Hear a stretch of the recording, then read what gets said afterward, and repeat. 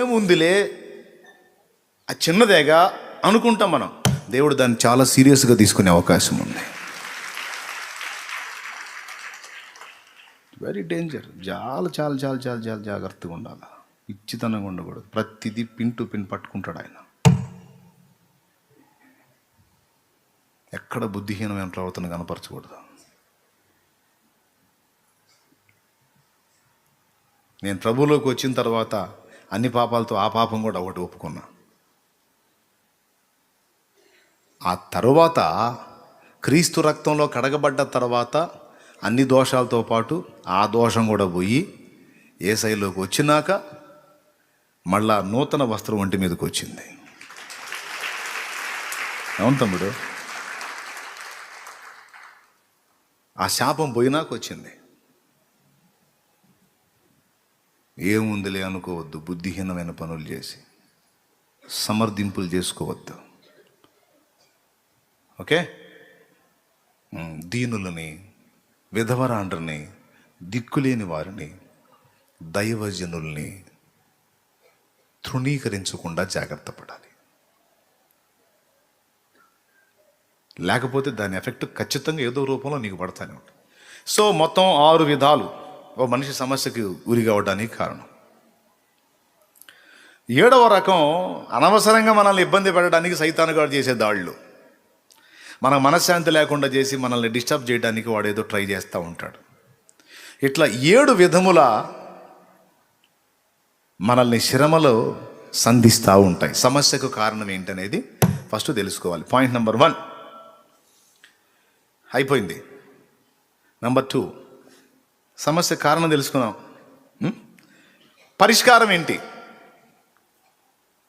సరే, పరీక్షగా రాని, గర్వాన్ని బట్టి రాని, లేకపోతే చేసిన బుద్ధిహీనమైన పనులకు శిక్షగా రాని, శాపంగా రాని, లేకపోతే ప్రమోషన్ కోసం రాని, లేకపోతే మనకు మనశ్శాంతి లేకుండా చేయడానికి సైతానుగాడు ఏడిపించని, లేకపోతే దేవుడు చెప్పిన పనులు చేయకుండా మన సొంత మార్గాల్లో వెళ్ళటం వల్ల దేవుడు దాన్ని తన్నులు కానీ,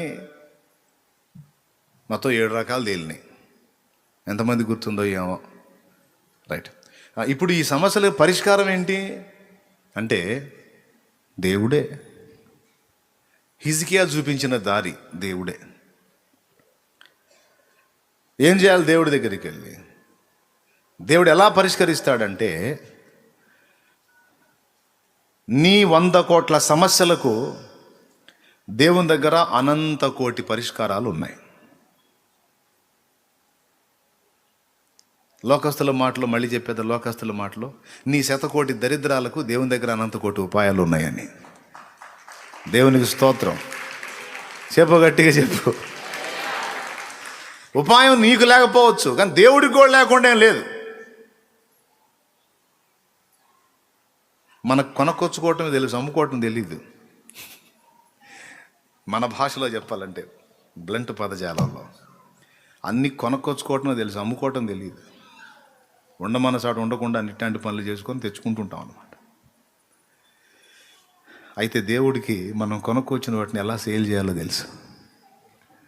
దేవునికి మహిమ. అందుకని సింపుల్గా చెప్పాలంటే, నీ 100 కోటి సమస్యలు అంటే 100 కోట్ల సమస్య, 100 అంటే 100, నీ 100 కోటి సమస్యలకు అనగా అసలు 100 కోట్ల సమస్యలు ఎవరికైనా వస్తాయా? పోనీ కోటి సమస్యలు, 1,00,000 సమస్యలు, పోనీ 1000 సమస్యలు, 100 సమస్యలు, సరిగ్గా 10 సమస్యలు ఉంటేనే మెంటల్ హాస్పిటల్లో జాయిన్ అవుతారు. కానీ పెద్దల మాట చూడు, 10, 5, 2, 1 సమస్య కాదు. నీకు ఒకవేళ 100 కోట్ల సమస్యలు ఉంటే, అమ్మో 100 కోట్ల సమస్యలే అమ్మో అని ఒకవేళ ఎవరైనా అనుకుంటారేమో. దానికి పైన ఇంకా ఏముంది అంటే 100 కోట్లకు పైన అనంత కోట్లు. నీ 100 కోట్ల సమస్యలకు అనంత కోటి పరిష్కారాలు యేసయ్య దగ్గర ఉన్నాయి. ఎలా చేయగలడు అనొద్దు, ఎలాగైనా చేయగలడు అని నమ్మటమే విశ్వాసం. ఆమె ఎలాగైనా నేనైతే నమ్ముతా, నా విశ్వాసం అది. నాకు ఇది కావాలి, ఇది కావాలంటే ఎలా వచ్చింది? నేను అంటాను ఎలాగైనా వచ్చింది. అరే ఎలాగ వచ్చింది? అరే నీకు తెలివి లేకపోతే దేవుడికి కూడా లేదేంది? పిచ్చి మొహమా నాకు చెప్తావు? ఎలా వచ్చింది అట్లెట్లా ఇట్లెట్లా? నాకు నాకు లాజిక్లు చెప్తావు ఏంది? నీ లాజిక్లు, నీ బోల్డ్ లాజిక్లతో నాకు సంబంధం లేదు. నా దేవుడు లేని వాటిని ఉన్నట్టే పిలుచువాడు. నాకు ఆ విశ్వాసం ఉంది. ఎలాగైనా చేస్తాడు ఆయన.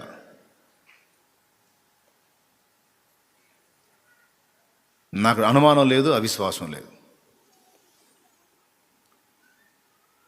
దేవుడు పాప రిస్క్ పడతాడేమో అని మనమే ఫీల్ అవ్వాల్సిన అవసరంలా. దేవుణ్ణి కొంచెం ఎక్కువ మనం ఇబ్బంది పెడతామేమో, దేవుణ్ణి కొంచెం సమస్య ఇస్తామేమో, పాపం దేవుడు ఏదైనా ఇబ్బంది ఫీల్ అవుతాడేమో. అస్సలు. ఇంకా నువ్వు ఆ సమస్యను ఆయనకు అప్పచెబితే ఆనందపడతాడు ఆయన. శబ్బాష్ తల్లి, ఇది కదమ్మా నేను చెప్పింది, నాకు అప్పచెప్పమని కదా నేను అడుగుతుంది. నువ్వేమో నేను ఎత్తినే పెట్టు, నాకు అప్పచెప్పు. మరి నేనేం చేయాలి? నువ్వు ఆనందించు అన్నాడు అంతే. నా యందు విశ్వాసం ఉంది కదా, నా మీద నిరీక్షణ ఉంది కదా, నా వల్ల అన్యాయం జరగదా నేను ఒక నిశ్చయత నీకుంది కదా.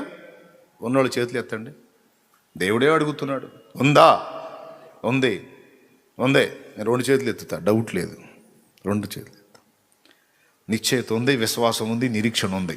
ఓకే. ఎప్పుడైతే ఈ మాటను ప్రచురపరిచి ఆ విధంగా నువ్వు నమ్మటం మొదలుపెట్టావో అప్పుడే ఆజ్ఞ అయిపోయింది. నీ సమస్యకు పరిష్కారం స్టార్ట్ అయిపోయింది. కొడుకు తండ్రి దగ్గరికి వచ్చి, నానా ఫలానా రోజు నాకు ఫలానా వస్తువులు కావాలి, ఇక నేను ఎక్కడ వెతుక్కోను, ఇక నీకే అప్పచెబుతున్నా, నీ ఇష్టం. ఆ రోజు ఎగ్జామ్ ఉంది, నాకు ఫలానా వస్తువులు కావాలి, నీ ఇష్టం అని అప్పచెబుతాడు కొడుకు తండ్రికి. ఇక పోయి మళ్ళీ వాడు ఆలోచించే అవసరం ఉందా? ఆలోచిస్తాడా? ఈ మాట ఎప్పుడైతే తండ్రికి అప్పచెప్పేశాడో అప్పటి నుంచి తండ్రి ఆలోచించడం మొదలు పెడతాడు. వీడు ఆలోచించాల్సిన అవసరం లేదు. వీడు హాయిగా తిరుగుతాడు. ఇక వీడు ఫ్రెండ్స్తో తిరుగుతాడు, వీడు బాల్ ఆడతాడు, బ్యాట్ ఆడతాడు, ఇక వీడు ఇష్టం వచ్చి కూడా ఎగుతాడు. చదివితే ఎప్పుడో కాసేపు వచ్చి చదువుతాడు. కానీ రోజుకు ఒకసారి మాత్రం టచ్ చేస్తుంటాడు. అదే ప్రార్థన అంటే. ఒకరోజు స్టార్టింగ్లో అప్పచెప్పటం, నాకు తెలియదు, మొత్తం నీదే. డైలీ ప్రార్థన ఏంటంటే హెచ్చరించటం. డైలీ ఒకసారి కొడుకు, ఏంది మంగళవారం రోజు గుర్తుందిలేయా, తిను. ఇది మాత్రం బాగా గుర్తుపెట్టుకుంటాడు అబ్బాయి. ఆడు నవ్వుకొని తిని వెళ్ళిపోతాడు. మళ్ళీ మరుసటి రోజు, డాడీ గుర్తుందా? అరే గుర్తుందిలే పోరా. మళ్ళీ తర్వాత రోజు, నానా. డైలీ ఒకసారి. ఇక అది ఆయనకి జ్ఞాపకం చేయుట ప్రార్థన. మొట్టమొదట విశ్వాసముతో సమస్యను ప్రభువుకి అప్పజెప్పుట, దాన్ని ఆయన నెరవేర్చునంత వరకు హెచ్చరించుట, అంతే. స్తోత్రం, హల్లెలూయా. అంతే. నెరవేర్చిందాక విసుగు లేకుండా హెచ్చరిస్తూ ఉండాలి, అంతే. నువ్వు అన్యాయస్తుడైన న్యాయాధిపతి, ఆయనేమో న్యాయాధిపతి, జాబ్ ఏమో జడ్జి, బుద్ధేమో పనికిమాలిన బుద్ధి. బుద్ధేమో అన్యాయం చేసే బుద్ధి, జాబ్ ఏమో జడ్జి. అన్యాయస్తుడైన న్యాయాధిపతి. ఇంకొకటి, ఈ బుద్ధికి తగ్గట్టు ఇంకొక బుద్ధి కూడా ఉంది. మనుషులకు భయపడ్డు, దేవునికి కూడా భయపడ్డు. మనుషులకు భయపడ్డు, దేవునికి కూడా భయపడ్డు. ఇట్లాంటోడు అతను. అట్లాంటోడిని ఆడుకుంది ఒక ఆమె.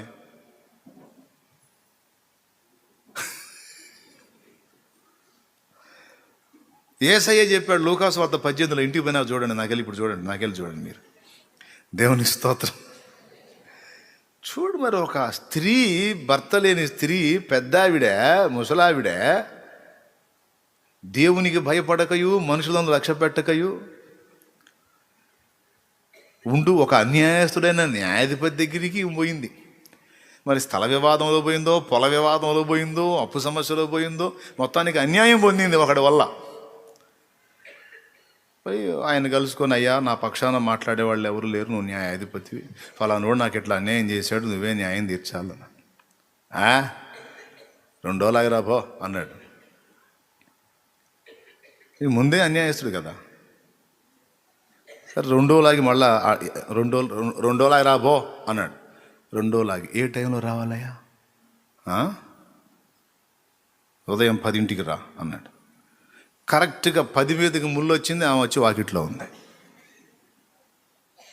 ఇది బయట వచ్చింది, కనపడింది. అయ్యా నమస్తే అయ్యా, నువ్వా? నా సమస్య అయ్యా, చాలా ఇబ్బంది పడుతున్నానయ్యా, కాస్త తమరు. సరే రేపు రాబో అన్నాడు. అయ్యా రేపు ఏ టైంకి రావాలి? రేపు మధ్యాహ్నం రాపో అన్నాడు. అయ్యా మధ్యాహ్నం ఏ టైంకి రావాలా? అబ్బో నీకు చెప్పాల్సి వచ్చిందిగా, మధ్యాహ్నం అంటే ఏ టైం ఏంది? 2ంటికి రాపో అన్నాడు. అయ్యా 2 గంటలు కరెక్ట్గా. ఓ మధ్యాహ్నం 2 మీదకి పెద్ద చిన్న ముళ్ళు వచ్చింది, వాకిట్లో ఏమొచ్చింది నిలబడి. పొరపాటున కూడా 1 నిమిషం కూడా తేడా రావట్లే, కరెక్ట్గా. చివరికి వీడి పరిస్థితి ఎట్లయిందంటే, ఆమె చెప్పిన టైం వీడియో చూసుకుంటున్నాడు, వచ్చి ఉంటుందా అని. దేవునికి స్తోత్రం కలుగునుగా. వాడిని కొట్టట్లా తిట్టట్లా ఏమంటలా, చెప్పింటే ఆయన పోయి నిలబడుతుంది. వాడికి పిచ్చెక్కుతుంది, కరెక్ట్గా వచ్చి నిలబడింది అక్కడ. ఏదో మాట్లాడుతూ బయటకు వచ్చాడు. టైం చూసాడు 2, అక్కడ ఉంది. ఏది నువ్వు అన్నాడు. అయ్యా సమస్య మీకు చెప్పా కదయ్యా, నీకే అప్పచెప్పానయ్యా, భారం బాధ్యత, ఏదన్నా మీరే న్యాయం తీర్చాలా.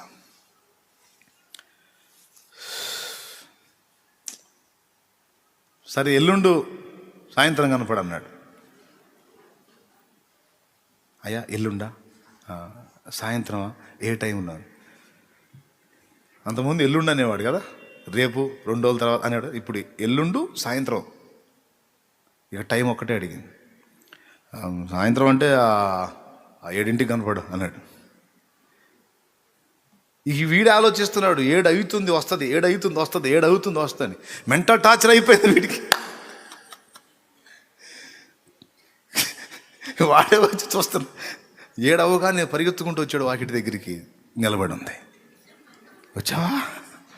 గడియారం ముళ్ళన్నా మిస్ అయితే, నువ్వు మాత్రం మిస్ కావట్లేదు ముసలమ్మ, నన్ను సాగుపడుతున్నావు. ఒరే ఎవరు రావాలి అక్కడ అంటాను. చెప్పండి అయ్య గారు ఏం చేయమంటే, సాగు కొడుతున్నారు అన్నాను. నేను దేవుడిని లెక్క చేయను, మనుషులకి భయపడను. ఈమె దెబ్బకి నేను ఏం చేయాలో కూడా నాకు అర్థం కావట్లా. వాడు ఎవడో తన్ని ఈమెకి న్యాయం చేయను రా. దేవునికి స్తోత్రం కలుగునుగా. వానిని ఇబ్బంది పెట్టకుండా, దూషించకుండా, విమర్శించకుండా ఓర్పుతో అతడు చెప్పిన టైం ప్రకారం వెళ్ళి సాధుత్వంతో నిలబడినందుకు గాను అతనికి కనికరం, అన్యాయస్తుడే న్యాయం చేయాలనే పరిస్థితికి వచ్చాడు.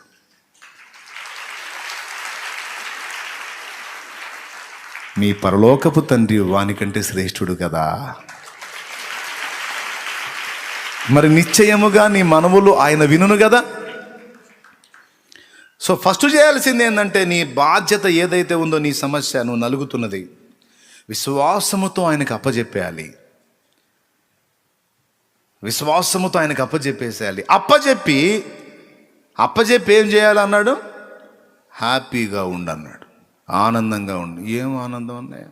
అప్పులోళ్ళు వచ్చి రౌండ్ వేస్తున్నారు, తడుకోళ్ళు వచ్చి తిడుతున్నారు. నువ్వు ఆనందం అంటే నీకు ఆ భారం లేదు, పొందితే అర్థమైంది అంటారేమో. హలో, అప్పుల్లోంచి వచ్చా, అన్ని బాధలు, అన్ని అవమానాలు, అన్ని ఇబ్బందులు పడే నేను వచ్చా.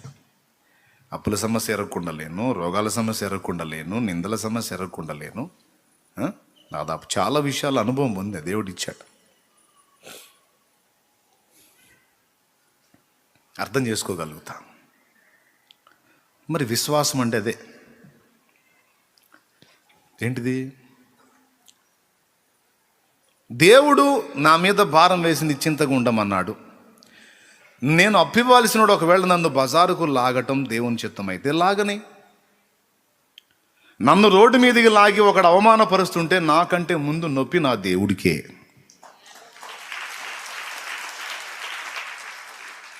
అసలు ఇంకా నేను ఇంకొక మాట కూడా చెప్తా. అసలు కొంతమందికి భయం వేసిద్దేమో కానీ అసలు ఇంకో మాట కూడా చెప్తా.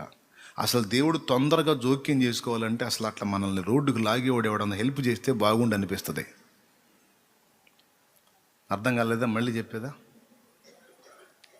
దేవుడు చాలా తీవ్రంగా తొందరగా పరిష్కారం చేయాలంటే మనల్ని రోడ్డు మీదకి లాగి ఎవడన్నా హెల్ప్ చేస్తే బాగుండు అనిపిస్తుంది.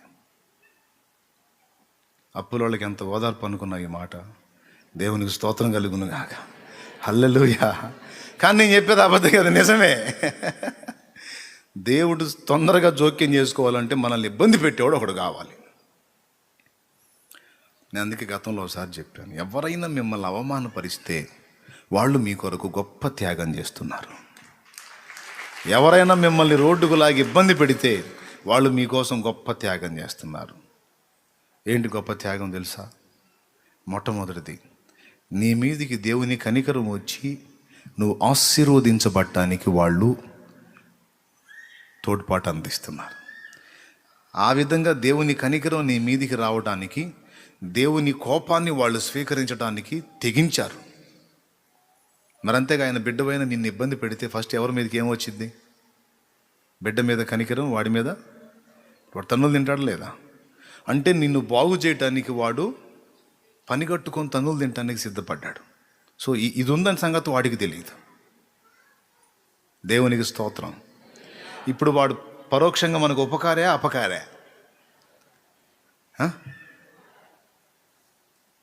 ఎంతమందికి అర్థమైంది ఈ మ్యాటరు? నిజంగా అర్థమైందా? హెల్ప్ చేస్తున్నాడు వాడు. దావీదు షిమి దావీదుకు చేసింది అదే. షిమి అనేవాడు దావీదుకు చేసింది అదే. కొడుకు తండ్రి మీద తిరుగుబాటు చేసి దావీదును సింహాసన భ్రష్టుని చేసి తరిమేస్తే దావీదు తన సమూహంతో కొండలకు పారిపోతుంటే మార్గ మధ్యలో ఈ షిమి అనేవాడు సౌలు సంబంధి, అంటే దావీదుకు ముందున్న రాజు సంబంధి. దావీదు లోయలో పడి వెళ్తూ ఉంటే దావీదు మీద దుమ్మెత్తి పోస్తూ, ఛీ పో దుర్మార్గుడా, నీచుడా, నీ యజమానికి నువ్వు చేసిన దుర్మార్గాలే నీకు శాపాలై తగిలి నాశనం అయిపోయావు, సర్వనాశనం అయ్యావు, నీకు తగిన శాస్తే జరిగింది అని దుమ్మెత్తి రాళ్ళు జిమ్మి మట్టి పోసి గందరగోళం చేశాడు దావీదు మీద. దావీదేమన్నాడండి? అసలేం పట్టించుకోవట్లా, చెవులు లేని చెవిటి వాడి వాళ్ళు వెళ్ళిపోతా ఉన్నాడు. పక్కన ఉన్న వాళ్ళకి ఆవేశం వచ్చింది. ఇంత బతికినోడిని నేను ఇంత వేసి మాటలు అంటుంటే నీకు రోషం చచ్చిందేమో, మేము ఊరుకోం అన్నారు. దావీదు కంటే పరాక్రమవంతులు వీళ్ళు, దావీదు కంటే రోషగాళ్ళ, దావీదు కంటే యుద్ధతంత్రం తెలిసిన వాళ్ళ. ఉన్న దగ్గరే ఉండి ఏం లేదు, అక్కడ ఈటు తీసుకొని ఒక్క పోటు ఇసిరాడంటే వాడు అక్కడే అవుట్. పక్కనాడి దగ్గర ఈటు తీసుకొని ఒక్కసారి ఆ ఈటు ఇటీరా అని ఆ ఈటు తీసుకొని ఆ మెరక మీద మాట్లాడుతున్న వాడి వైపు చూసి ఈటు తీసి ఇసిరితే ఇంకో రెండో మాటే లేకుండా ఆడు పడిపోతాడు, ఆడు చచ్చిన కుక్కలాగా. అంత మాత్రం దావీదుకి తెలియదు. దావీదు లోపల రెండు అనుభవిస్తున్నాడు. తన పాపమునకు దేవుడిచ్చిన శిక్షను బట్టి బాధపడుతున్నా వాడు తిడతంటే లోపల ఆనందపడుతున్నాడు. ఎందుకో తెలుసా? తిట్రా బాబు తిట్రా, ఇంకా తిట్రా, నువ్వు ఎంత తిడితే అంత కనికరం, ఆయన కనికరం నా మీదకి వచ్చిద్ది. తిట్రా, ఇంకా నీకు జోడీగా ఎవడన్నా ఉంటే ఆయన కూడా తీసుకొచ్చి తిట్టండి రా, అందరు కలిసి తిట్టండి రా. మీరు ఎంత తిడితే అంత జాలి నా మీదకి వచ్చింది, మీరు ఎంత తిడితే అంత కనికరం నా మీదకి వచ్చి, మీరు ఎంత ఏడిపిస్తే అంత దీవెన, మీరు ఎంత హింసిస్తే అంత దయ నా మీదకి వచ్చిద్దిరా, నా దేవుని దయ. చేయండి రా మీరు. లోపల ఈ సంబరపడుతుంటే పక్కళ్ళు ఆవేశంగాళ్ళు ఆయన చంపేస్తూ ఉంటారు. అరే ఊరుకోండిరా బాబు, వాడు ఏదో హెల్ప్ చేస్తున్నాడు నాకు, వాడితో మీకేం పని, అన్న సాయం చేస్తున్నాడు రా. వాడన్న మాటల్ని బట్టి మీకు మనుషులకి మీకే బాధ కలిగింది కదా, మీకంటే ఎంతో ఎక్కువ ప్రేమరా నేనంటే ఆయనకి. నా దేవునికి మనుషులుగా మీకే నా విషయంలో ఇంత ప్రేమ ఉంటాయి. ఒక మాట నేను పడటం మీరు తట్టుకోలేని బాధగా మీకు అనిపిస్తే నా దేవునికి ఇంకా ఎక్కువ ఇష్టం రా నేనంటే. ఎంత ఇష్టమో తెలుసా? ఒక సామాన్యుడైన నన్ను తీసుకొచ్చి తన ప్రజలందరి మీద, తన ప్రియమైన ప్రజల మీద రాజుగా నన్ను పట్టాభిషేకం చేశాడు ఆయన. ఎంత ప్రేమిస్తే, ఎంత ఇష్టమైతే, నా విషయంలో ఎంత సీరియస్గా ఉంటే ఆయన అంత కార్యం నా పట్ల చేశాడు. మనుషులుగా మీకే ఇంత గాయమైతే నా దేవుడు ఎంత హృదయం గాయపడుతుందో తెలుసా? ఇప్పుడు వాడు గాయపరుస్తుంది నన్ను కాదురా. చూడండి తెలివి, భక్తుని జ్ఞానం చూడండి. వాడు గాయపరుస్తుంది నన్ను కాదో, నా దేవుని హృదయాన్ని గాయపరుస్తున్నాడు వాడు. దీనివల్ల వాడి మీదికి ఉగ్రత, నా మీదికి దయ రెండు వస్తాయి. ఏమో నేను కోల్పోయిన దాన్ని తిరిగి నా ప్రభు నాకు ఇచ్చునేమో అన్నాడు. అచ్చం అలానే జరిగింది. ఇప్పుడు చెప్పండి, దావీదు మీదకి దేవుని కనికరం రావడానికి షిమి అనేవాడు దోహదపడ్డాడా లేదా? పెద్దగా చెప్పండి, మీకు దండం చేసుకుంటాను. పెద్దగా చెప్పండి. ద్రోహం చేశాడా? అవునా కాదా? అట్లాగే నాకు అప్పులు ఉన్నాయన్న రోడ్డుకు లాగుతారేమంటే నో, నీ ఆశీర్వాదానికి వాళ్ళు దోహదపడతారు. ఈరోజు అవమానాలు పొందిన సాక్ష్యం అంటూ ఉంటే రేపు దేవుడు నిన్ను ఘనపరిచినప్పుడు ఇవన్నీ తీయని జ్ఞాపకాలుగా చెప్పుకుంటా. అదే చేదైన అనుభవాన్ని మధురంగా మార్చటం అంటే. రేపు మధురమైన సాక్ష్యం చెప్పాలంటే ఇప్పుడు గాయపడి ఉండాలిగా. గాయాలే లేకుండా సాక్ష్యాలు ఏం చెబుతా? అసలు జనం ఎట్టుంటారంటే అసలు ఏ నొప్పి తగలకూడదు, నేను సాక్ష్యం చెప్పాలి. నొప్పి పుడితేనే సాక్ష్యం చెప్పడానికి సాక్ష్యం ఉండేది. గాయము లేని సాక్ష్యం ఎక్కడా? అంత తెలివి తక్కువళ్ళండి. కొన్నిసార్లు కావాలనే దేవుడు నిన్ను అవమానానికి అప్పగిస్తాడు. ఎందుకు తెలుసా? ఈరోజు అవమానం పొందిన నీకు రేపు ఒక మధురమైన సాక్ష్యం. అది పరీక్ష కోసం అనుకో, ఏమని అనుకో, నాకు వేరే సంగతి. అది కొన్నిసార్లు కావాలని అప్పచెప్పినట్టు ఉంటుంది అవమానానికి. అది ఒట్టి పుణ్యానికి వచ్చి దారుణంగా అవమానపరిచిపోతారు.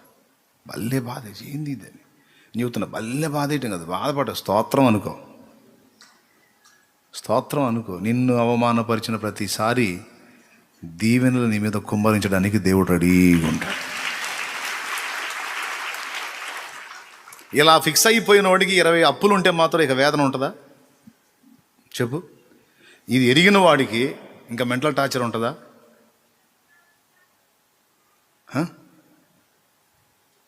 ఇప్పుడు లోకస్తులు అంటారు కదా, అసలు మొత్తం వదిలేసిన వాడికి ఏముంటుందయ్యా అని. చొక్కా పోయి ఈ కింది వస్త్రం ఉంటే అమ్మో ఇది లాగేస్తారేమో దేవుని ముందుకు పోయి మొత్తం తీసేసి నీ చిత్తమే ప్రభు అని వదిలేస్తే ఇంకేవాళ్ళు వచ్చి లాగటానికి ఏముందాడా అని తీసేశాంగా. దేవునికి మహిమ. మందంటూ మనమేం పట్టుకోలేక ఏమి లాగినా ఏం చేసినా ప్రభా నన్ను ఎంత అవమానపరిచినా మొత్తం నీ చేతికి అప్పగిచ్చేస్తున్నాను. నా పరువుని తీసేయడానికి ఒకడు సిద్ధపడి వచ్చి అవమానపరిస్తే అవమానపరచని తండ్రి, కానీ అవమానం చేస్తున్న నన్ను కాదు, నాకంటే ముందు నిన్ను. నేనైతే ఇక నాదంటూ ఏమి పెట్టుకోలేదని నీ చేతికి అప్పచెప్పా. నేను నమ్ముతున్నా, మళ్ళీ చెబుతున్నా, నీ 100 కోటి సమస్యలకు నా యేసయ్య దగ్గర అనంత కోటి ఉపాయాలు ఉన్నాయి.